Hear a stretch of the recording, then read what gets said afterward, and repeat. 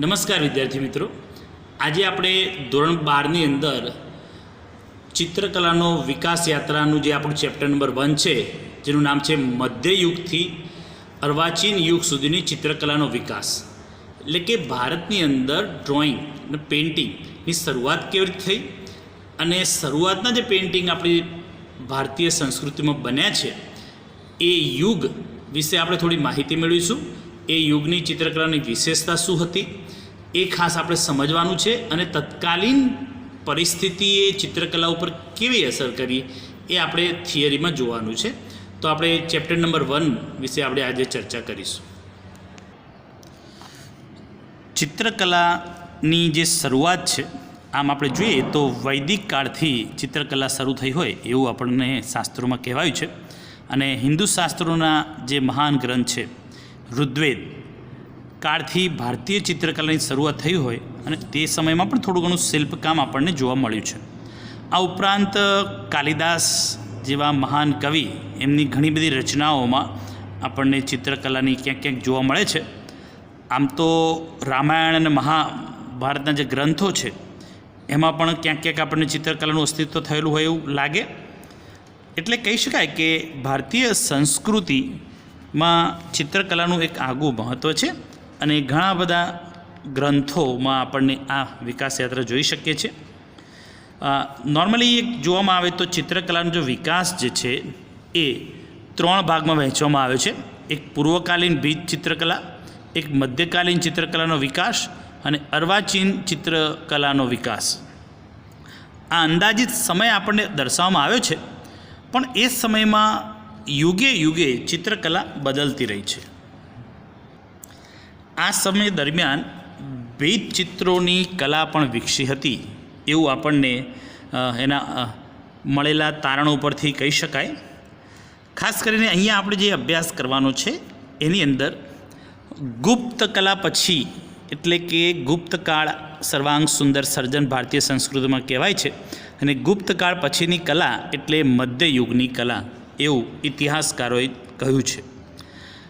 આ સમય દરમિયાન આપણે જોઈએ તો ઘણી બધી શૈલીઓનો વિકાસ થયો અને ખાસ કરીને શૈલી એટલે કે ટેકનિક વિશે કહેવું હોય તો ચિત્ર બનાવવાની એક આગવી પદ્ધતિ, જેને આપણે ટેકનિક, શૈલી, પદ્ધતિથી ઓળખીએ છીએ. અને સમય પ્રમાણે આ શૈલી બદલાતી રહી છે. જે તે રાજાઓના આશ્રયમાં શૈલી વિકસી છે અને એ સમાજનો પ્રભાવ પણ એમાં જોવા મળે છે. અને ખાસ કરીને આવી જે શૈલીઓના નામ તે સ્થળ, રાજા અને સમય કાળના નામ ઉપરથી પડ્યા છે. આપણે અહીંયા દાખલા તરીકે જોઈએ તો પાલ રાજાઓના સમયમાં જ્યારે આ શૈલી વિકસી હતી તો તેને પાલ શૈલી તરીકે ઓળખવામાં આવી. ત્યારબાદ બીજી જે છે જૈન શૈલી, રાજપૂત, રાજસ્થાની, મોગલ, કાંગડા, આ બધી જે શૈલીઓ છે એનો આપણે આ પુસ્તકમાં અભ્યાસ કરવાનો છે. અહીંયા આપણને જે ચિત્રો મળી આવ્યા છે એ ખાસ કરી જોઈએ તો લઘુ ચિત્રો છે, એટલે કે નાના. અને પેપરની શોધ થયા બાદ પેપર ઉપર મેન્યુસ્ક્રિપ્ટ એટલે કે હસ્તલેખિત અંક જ્યારે તૈયાર થતો હતો અને ત્યાં નાની જગ્યા વધી હોય ત્યાં આ રીતે લઘુ ચિત્રો બનાવવામાં આવતા હતા. અને ઈસવીસન 800 પછી બીજ ચિત્રની પ્રથા ધીરે ધીરે ઓછી થઈ અને આ બધા જ ચિત્રો શરૂઆતમાં જે મધ્યયુગમાં જે થયા એ તાડપત્ર ઉપર થયા, યાની પામ લીફ. એ પામ લીફ ઉપર લખાણ થતું અને બાજુમાં જગ્યા વધતી, ત્યાં આ રીતે ચિત્રકલા થતી. 14મી સદી પછી જ્યારે કાગળની શોધ થઈ ત્યારે તાડપત્રના ચિત્રો એ પેપર ઉપર થવા માંડ્યા અને આગળ જતાં એ વિકાસ પામ્યા. પેપરની સાઇઝ બદલાઈ અને ચિત્ર કરવાની જગ્યા પણ ચિત્રકારોને પ્રાપ્ત થઈ. આનું પ્રથમ શ્રેય કહી શકાય કે ગુજરાતને મળે છે, કારણ કે આપણા ભારતીય સંસ્કૃતિમાં ધર્મ પ્રમુખ સ્થાને છે અને વધારે પડતા ચિત્રો જે આપણે અહીં જોવા મળે છે એ ધર્મને લગતા છે. કારણ કે ગુજરાતમાં ધર્મે ચિત્રકલાને વિકસાવી અને તેની શૈલી ગુજરાત શૈલી તરીકે પ્રસિદ્ધિ પામી હતી, જેને આપણે जैन शैली तरीके ओळखिए છીએ. अब हम देखते हैं कि कौन सी शैली टेक्निक की क्या विशेषता रहती है उसमें सबसे पहले देखते हैं पाल शैली। तो पाल राजा जो थे उनके समय में ये पूरी टेक्निक या शैली डेवलप हुई है और ज़्यादातर भारत के अंदर देखा जाए तो बंगाल, बिहार, नेपाल, तिब्बत जैसे जो प्रदेश थे वहाँ पर ये शैली का विकास हुआ था। और ये जो पेंटिंग, हम ज़्यादातर ये शैली के पेंटिंग देखें तो अजंता की जो वॉल पेंटिंग है उसमें जिस तरह की टेक्निक यूज़ की गई है उसके नज़दीक यानी पैरेलल ये पेंटिंग हमें ज़्यादातर देखते हैं। और पाल शैली में जितने भी पेंटिंग हमें मिलते हैं वो बौद्ध रिलीजन या बौद्ध धर्म के आधारित है, यानी भगवान बुद्ध के जो जीवन की जो लाइफस्टाइल है और उन्होंने जो भी समाज को अपने उपदेश से ग्रहित किया था वो उपदेश के रिलेटेड पेंटिंग हमें देखते हो। और ज़्यादातर बहुत सारी चीज़ें में देखा जाए जातक कथा हो, यानी भगवान बुद्ध के जीवन के आधार पर जो कथाएं प्रचलित थी उनको विषय बना के यहाँ प्रस्तुत किया गया है। और बोधिसत्व के सब्जेक्ट पर ये पेंटिंग हमें ज़्यादातर मिलते हैं। और ये जो जितने भी पेंटिंग हमें पाल शैली में मिले हैं वो ज़्यादातर पाम लीफ यानी ताड़ पत्रों के ऊपर ही बने हैं।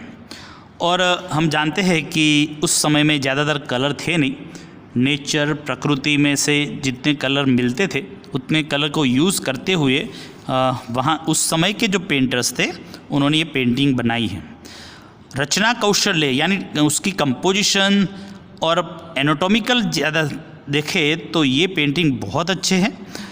और उनकी जो विशेषता ये रहती है कि अणीदार नाक यानी pointed nose, half open eyes, ये पेंटिंग की ज़्यादातर विशेषता है। अर्ध खुलेली आँखों दर्शावવામાં આવી છે। और हम जानते हैं कि ये जो पेंटर्स काम करते थे वो कोई प्रोफेशनल आर्टिस्ट नहीं थे, पीढ़ी दर पीढ़ी वो पेंटिंग चली आती थी और वो समाज में चलती थी। और कभी कभी तो राजाओं के आश्रित थे तो राजाओं का प्रचार भी पेंटिंग में कहीं मिलता था, पर ज़्यादातर यहाँ बौद्ध भगवान के जीवन प्रसंग के आधार पर ही पेंटिंग हमें पाल शैली में मिलती है। यहाँ पर हम ज़्यादातर देखेंगे तो साइड फेस ज़्यादा है, हर एक फिगर फॉर्म में साइड फेस ज़्यादा है। और डिज़ाइन सेंस खूबसूरत तरीके से डेवलप हुई थी उस समय में और आर्टिस्ट ने अपने पेंटिंग में रखा है। तो ये फिगर करने की एक स्टाइल, मेन फिगर उसके साथ बैकग्राउंड में भी अच्छी तरह किया है, यानी कंपोजिशन भी खूबसूरत तरीके से अपने पेंटिंग में यहाँ डाला हुआ है। तो ये पाल शैली थी। मैंने आपको बताया कि पाल शैली में बुद्ध के जीवन के प्रसंग में पेंटिंग थे और ज़्यादातर गुफाओं में, जैसे अजंता है तो अजंता में ज़्यादातर बौद्ध रिलीजन का पेंटिंग है, वॉल पेंटिंग है। तो समय जाते जाते वॉल पेंटिंग कम हुए और पेपर में ये पेंटिंग होने लगे। और यहाँ पर हम देख रहे हैं कि ये जैन शैली का खूबसूरत पेंटिंग है, बहुत अच्छा रिज़ल्ट यहाँ पर है। और ज़्यादातर उस समय में जैन शैली में पेंटिंग भी बनते थे और लेखन यानी राइटिंग भी होता था, यानी राइटिंग के बाद जो जगह बचती थी वहाँ पर उस समय के आर्टिस्ट इस तरह के पेंटिंग भी बनाते थे और लेखन भी करते थे, जिसके वजह से जो हैंड प्रिंट थी यानी हस्तलिखित जो अंक था बहुत अच्छा बनता था। तो ये उस समय की पेंटिंग की एक विशेषता है। जैसे जैसे आगे समय बदलता गया, समय के साथ वॉल पेंटिंग की जगह पेंटिंग यानी पेपर पे आई और ज़्यादातर पेंटिंग ताड़ पत्र यानी पाम लीफ पर होने लगे, साथ में राइटिंग भी हुई। और उस समय जैन साधु और महात्माओं ने हस्तलिखित ग्रंथ यानी हैंड प्रिंट तैयार की। और जैन शैली की जो हस्तलिखित अंक है वो है सबसे ज़्यादा पॉपुलर है, वो है कल्पसूत्र। ये कल्पसूत्र में बहुत सारे पेंटिंग भी हुए और लेखन भी हुआ था। उस समय में लेखन कार्य भी हुआ, साथ में पेंटिंग भी हुआ और सब्जेक्ट के रिलेटेड ये पेंटिंग बनते थे, इसलिए वो जैन शैली तरीके पॉपुलर हुई और डेवलप हुई है। और जैन शैली में जो लेखन कार्य, लखाण, स्थापत्य यानी मॉन्यूमेंट्स की जो अच्छी तरह प्रस्तुत किया है। मैंने आगे भी आपको बताया कि यहाँ का जो आर्टिस्ट था वो कोई प्रोफेशनली आर्टिस्ट नहीं थे, इसीलिए कहीं कहीं पेंटिंग में कितनी लिमिटेशन भी मिलती है। यहाँ पर उस पेंटिंग की ज़्यादातर विशेषताएं हम समझे तो जो आर्टिस्ट ने पेंटिंग बनाए हैं उसमें एक तो साइड फेस है, फेस में पॉइंटेड नोज़ और आइज़ आप देखेंगे जैन शैली में तो एक आइज़ साइड फेस होने के बावजूद भी एक आइज़ अंदर तो वो नॉर्मल है, दूसरी आँख उससे बाहर बताई गई है जो रियल एनाटॉमी नहीं होती। फिर भी रचना कौशल्य उनका बहुत अच्छा है, आसपास की चीज़ें उन्होंने बहुत अच्छी तरह रखी है, नेचर के साथ अच्छी तरह तालमेल था। और दूसरी चीज़ यहाँ की जो फिगर थे वो पतली कमर वाले थे, वो भी इस पेंटिंग की ज़्यादातर विशेषताएं हैं।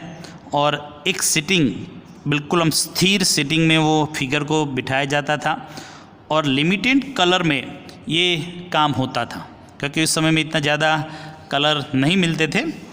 और इस रचना कौशल्य की वजह से ये जो शैली है वो गुजरात शैली के नाम से भी जानी जाती है। इसमें रेड है, ब्लू है, येलो कलर और कहीं कहीं गोल्डन कलर भी हमें देखने को मिलते हैं। और जैन शैली का ज़्यादातर हम डेवलप देखें तो ये है 12th सेंचुरी यानी 12वीं सदी में इसका प्रारंभ हुआ था और 16 यानी 16 सेंचुरी तक ये शैली डेवलप हुई है। और हम ये भी कह सकते हैं कि बाद में आने वाले समय पे इस तरह की जो पेंटिंग है उन्होंने भारतीय संस्कृति पर बहुत अच्छी तरह असर डाली है। ज़्यादातर देखा जाए तो मुग़ल शैली है, राजपूत शैली है और कहीं कहीं अजंता की जो पेंटिंग करने की शैली है वो सभी की असर भारतीय संस्कृति में देखने को मिलती है। अब हम आगे समझेंगे राजपूत और राजस्थानी शैली के बारे में। और राजपूत शैली जो स्टाइल है, नाम से ही हमें ज़्यादातर पता चले कि राजस्थान और मध्य प्रदेश की जो 10th सेंचुरी से लेके 14th सेंचुरी तक इस शैली का डेवलपमेंट हुआ था। और राजस्थानी राज दरबार, हम ज़्यादा जानते हैं कि राजस्थानी में महलें बहुत ज़्यादा है और महलों की जो संस्कृति है वो सब हमें ज़्यादातर देखने को मिलता है। तो वहाँ का जो राज दरबार के आश्रित जो पेंटर थे उन्होंने राजा को जो पसंद है वो ज़्यादातर पेंटिंग बनाए हैं। राजा की युद्ध कौशल क्या थी, उन्होंने जीते हुए युद्ध के बारे में क्या था, वो राजपूत शैली में ज़्यादातर दिखाया गया है। जो आर्टिस्ट राजाओं के आश्रित हुआ करते थे उन्होंने राजा को जो अच्छा लगा वो पेंटिंग बनाए और राजा अपने वहाँ पर उन आर्टिस्ट को सैलरी दे के भी रखता था और उनके पराक्रम, उनकी फैमिली के पराक्रम क्या थे उसके आधारित पर पेंटिंग बनवाते थे। और ज़्यादातर राजपूत शैली में देखा जाए तो उनकी जो विशेषता पेंटिंग की है वो है उनका वैभव, उनकी जो पोशाक यानी कपड़े पहनने की जो स्टाइल थी वो ज़्यादातर पॉपुलर है। और ज़्यादातर राजपूत राजा थे वो पगड़ी पहनते थे, तो डिफरेंट स्टाइल की पगड़ी और वहाँ पर कार्विंग यानी कोतर काम, कपड़े की जो वर्क है वो सभी इस पेंटिंग में अच्छी तरह हमें मिलती थी। और ज़्यादातर लेडीज़ यानी स्त्रियों के जो पहरवेश थे वो बातीगढ़ पहरवेश और राजपूत परंपरा के अनुरूप उनकी वेशभूषा हुआ करती थी।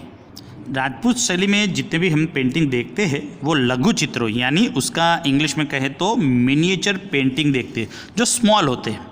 और आज की तारीख में अगर आपको ओरिजिनल मिनिएचर पेंटिंग देखने हैं तो आप बड़ौदा जो म्यूज़ियम है रेलवे स्टेशन के बिल्कुल सामने कमाटी बाग में आया हुआ म्यूज़ियम है, तो उस म्यूज़ियम में आप जब भी जाए तो वहाँ पर 300-400 साल पहले के ओरिजिनल मिनिएचर पेंटिंग है, तो वो भी आप देख सकते हैं। दूसरा कि इस समय की जो पेंटिंग जो विशेषता हम समझे तो उनका जो घेरदार चढ़ या नीचे से देखा जाए वो चाहे लेडीज़ हो या जेंट्स हो, इस तरह का ब्रॉडनेस हमें देखने को मिलती है।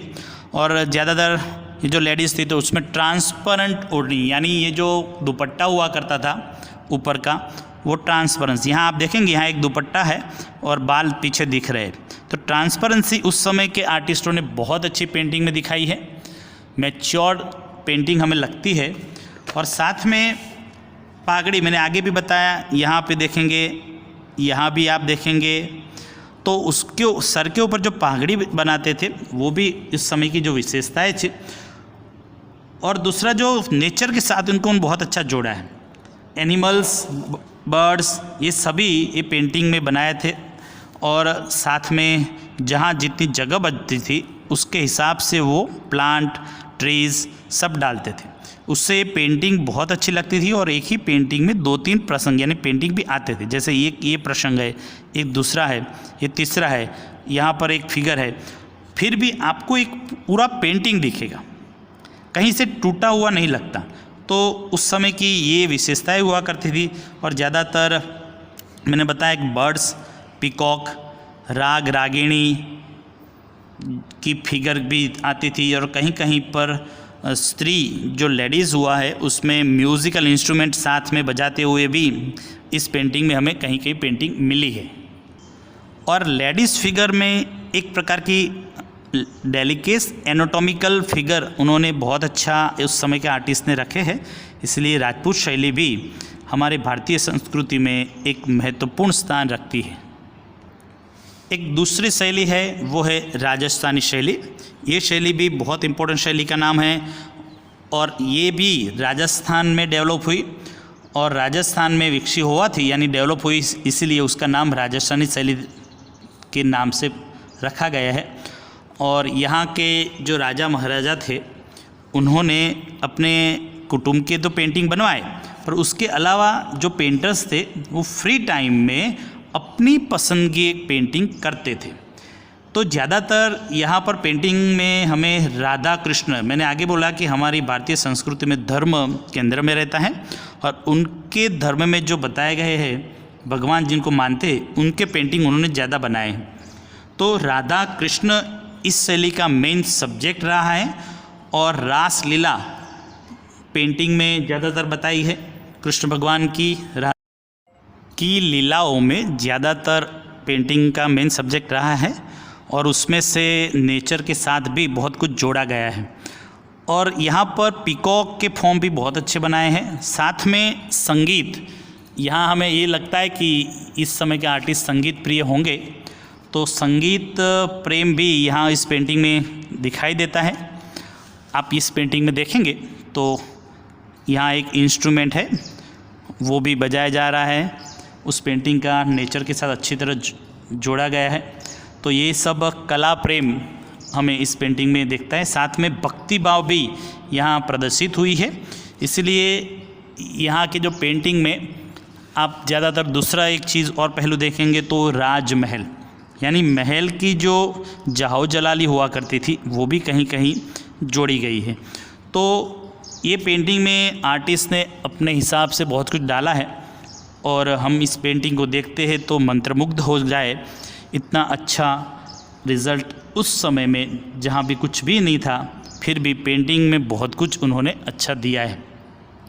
तो डियर स्टूडेंट, आज हम यहाँ पर 4 शैली की बात की। नेक्स्ट दूसरी शैली आगे हम बात करेंगे।